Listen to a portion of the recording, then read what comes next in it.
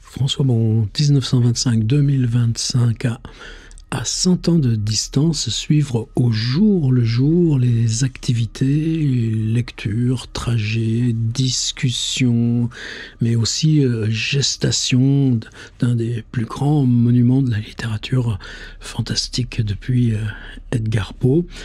Le petit carnet que toute l'année 1925, alors qu'il réside au 169 Clinton Street, dans sa petit studio, un quartier pas cher et populaire de Brooklyn, tient Howard Phillips Lovecraft. Alors des fois, des éléments qui sont des charnières, des fissures, des élans, et puis d'autres fois, je crois que c'est comme notre vie à nous, on a l'impression que ça se rétreint, qu'il faut se concentrer, se ramener là, et puis même arrêter là s'il faut, les pensées, tout ça, et puis bien sûr ça va redémarrer, et puis c'est dans ces moments-là qu'on se remet dans les livres, mais ça on le sait pour soi. Est-ce que pour autant on va le projeter dans la vie d'un autre?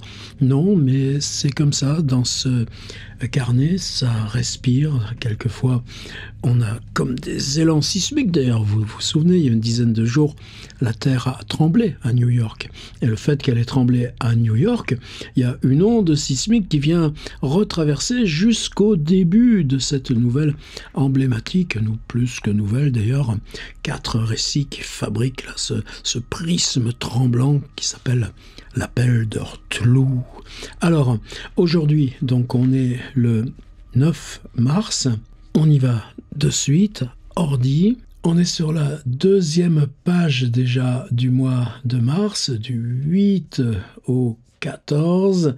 Nous, on est dimanche, eux, ils sont lundi, toujours une journée de décalage. Et là, il y a un petit quelque chose auquel on n'est pas habitué, c'est que hier, c'était déjà très serré pour le 8 avec 4 lignes. Et puis, vous savez, il a apparemment répondu à une petite annonce d'offre d'emploi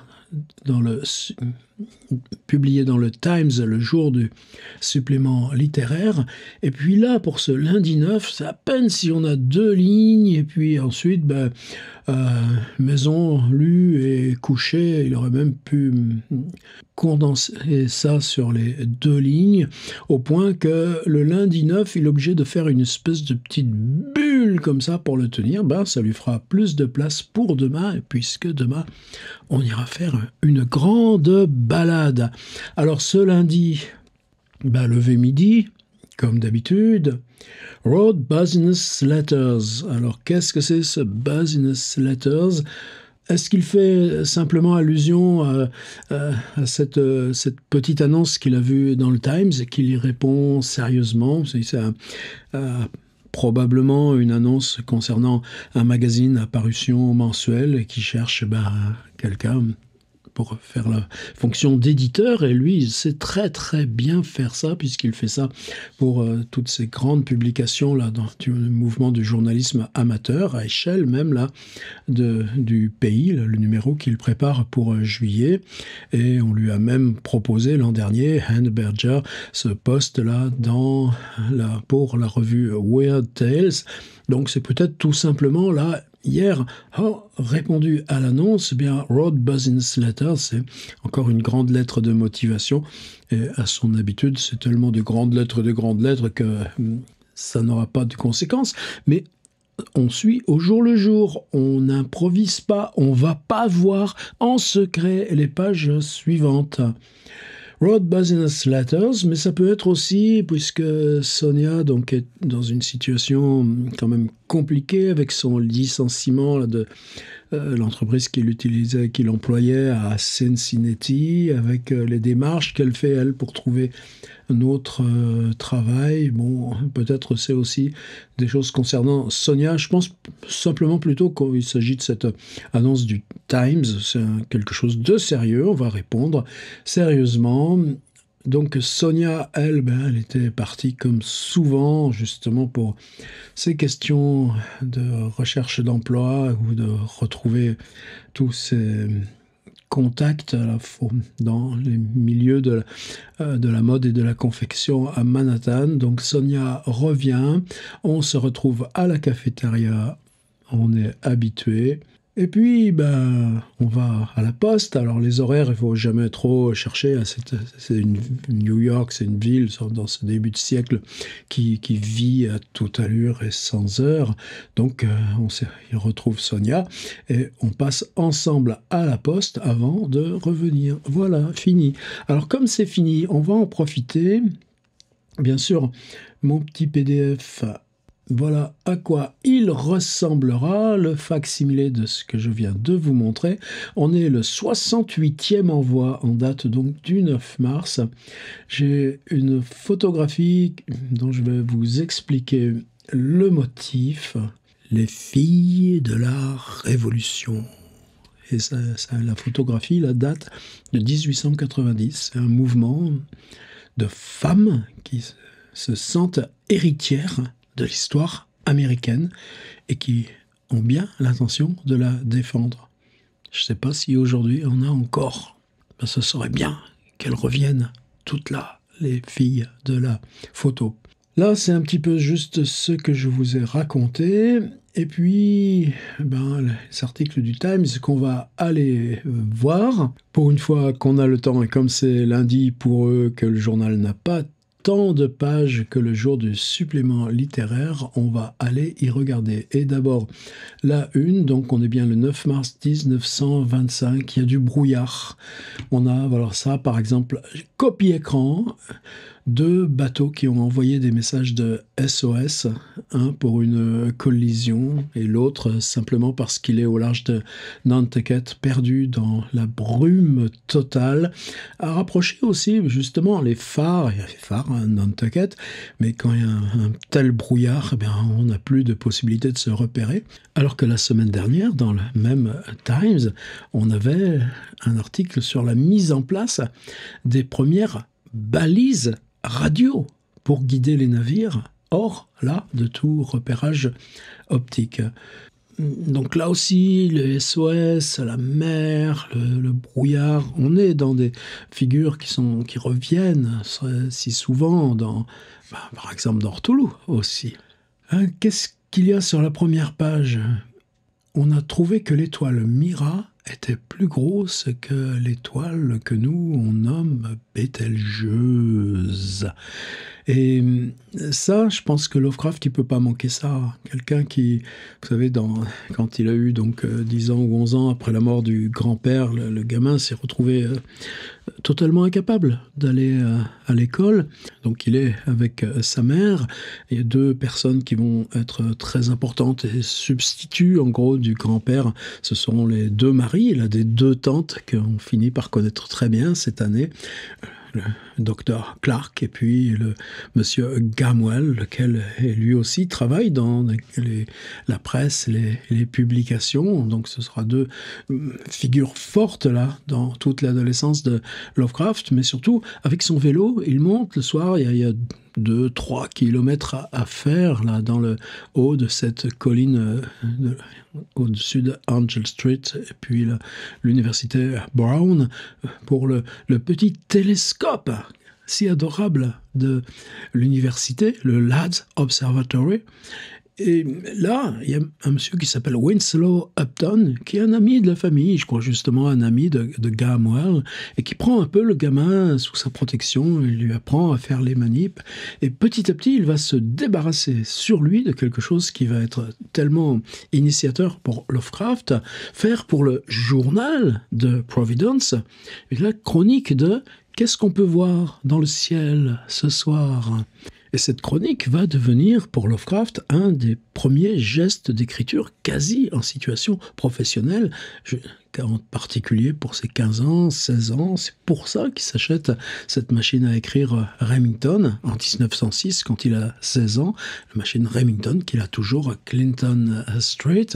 Donc là, apprendre à calculer la taille des étoiles, oui, c'est quelque chose de très, très compliqué par la déformation là, des rayons qui n'est pas quand elles sont occultées par d'autres étoiles. Enfin bon, moi, c'est pas ma spécialité du tout, mais on peut supposer que ça, tout d'un coup, ce retour-là, vous savez que ça aussi. Et puis dans Color Out of Space, ou bien dans Chuchotement dans la nuit, ces civilisations, là, de l'autre côté de notre univers, qui passent à travers, comme ça, là, leurs signaux à travers les étoiles, là aussi, on est typiquement dans...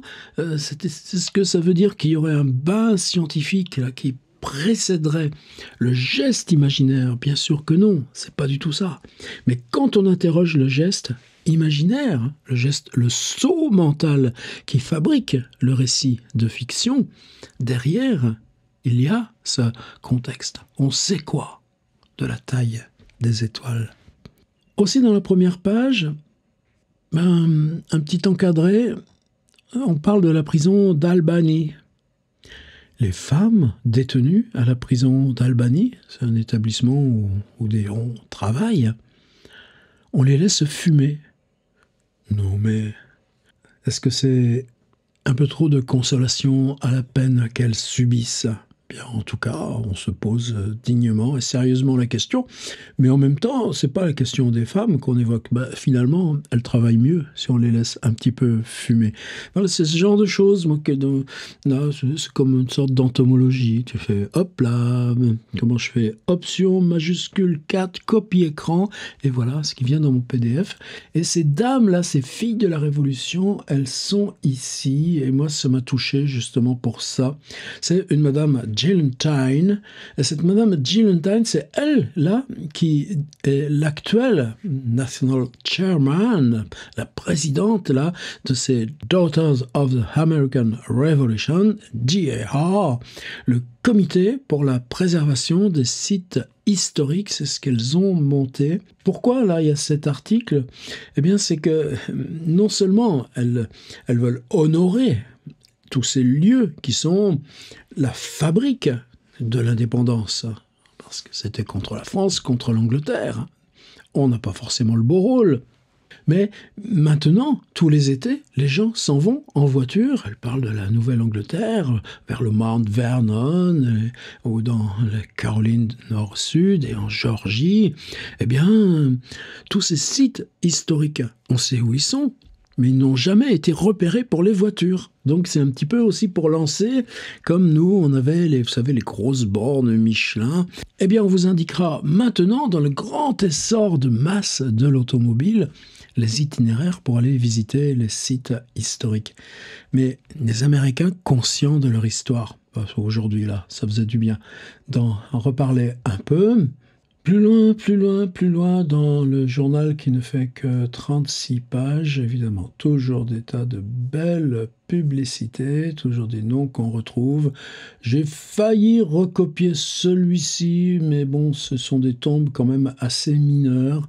Mais ça aussi, je pense que Lovecraft, c'est quelque chose où pour lui, il y a toujours un indice de veille. Et puis, comme il est descendu au Tiffany, avec rejoindre Sonia en fin de journée. Et bien sûr qu'il a pris le New York Times sur sa grosse baguette de bois blanc, qu'il l'a déroulé. Et ça, je suis sûr aussi qu'il a lu cette découverte de tombes de gens qui ne sont pas des grands rois, des personnages mineurs, mais quand même royaux. Et ça, pour Lovecraft, cet inconnu qu'il peut y avoir sous terre, où s'ouvre le passé, où on découvre, évidemment, ça, c'est sa façon à lui de penser, de rêver. Les compagnies de train, à chaque fois, j'aime beaucoup la dynamique du dessin. Là, c'est le train qui relie New York à Toronto, qui part à 6h15 du soir, et il arrive à Toronto à 8h53 le matin suivant. Et voilà, imaginez le voyage. Le wagon-restaurant, le dîner, et ce que vous voulez. Alors, un petit coup de copie d'écran ici aussi. Les annuaires téléphoniques, vous vous souvenez, avant, on les touchait 2 fois par an. Il y avait celui du département, et puis il y a celui des pages jaunes. C'était bien emballé là, dans du plastique. Et puis à un moment donné, on s'apercevait qu'on le déballait plus. Et puis finalement, on disait à la poste que non, merci, on n'en avait pas besoin. Mais quelquefois, quand on entrait dans les bureaux de poste, il y avait une espèce de pupitre, et puis il y avait l'ensemble des annuaires de tous les départements, dans tous les bureau de poste français. C'était sur une espèce de tringle, on faisait basculer, et là on pouvait feuilleter. Eh bien, là on a le monsieur qui, soi-disant, là, dans ce joli dessin, en 1878, a inventé le premier annuaire téléphonique pour la ville de New York. Et en 1878, il avait répertorié 300 adresses. En mai 1925, et on peut souscrire, il y en aura 1 400 000, dont Howard Phillips Lovecraft. Mais si on regarde dans le détail des petits dessins, là, les gens là, qui s'en vont, là, qui prennent les annuaires depuis les camions, qui vont les emmener à chaque abonné au téléphone, là on est dans cette, je dirais, dans cette respiration d'époque qui pour nous finalement est la récompense de suivre Lovecraft au jour le jour. Évidemment, la masse générale des hold-up, ça leur prend une page à chaque fois. Péléas et Mélisande à l'opéra le 21 mars.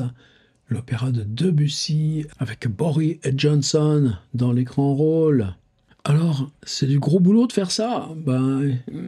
Quand on feuillette, on trouve jamais la même chose. Quand on réarpente ensuite le PDF, par exemple, il y a un courrier des lecteurs, une page courrier des lecteurs qui est très importante. Eh bien, il y a une grande intervention là d'un monsieur qui s'appelle monsieur Julius Rosenwald, et monsieur Julius Rosenwald le sérieux, avec des chiffres, une argumentation, et dit en quoi l'implantation des Noirs dans les villes du Nord peut être considérée comme favorable. Quelle audace! On s'aperçoit aussi que beaucoup de gens combattent pour empêcher le mariage des mineurs. Et on nous dit que aux USA, en 1925, 667 000 adolescents entre 15 ans et 16 ans sont mariés, entre 14 ans et 16 ans, sont mariés par leurs parents chaque année, et que peut-être faudrait réformer ça. Mon téléphone, il y avait un truc. À Chinatown, le grand sage, le monsieur Tong, qui régulait un petit peu et faisait tous les arbitrages, vient de mourir. On a très peur qu'à Chinatown, ça recommence un petit peu à aller mal. On a une petite annonce, c'était un petit encart aussi dans la première page, juste ici.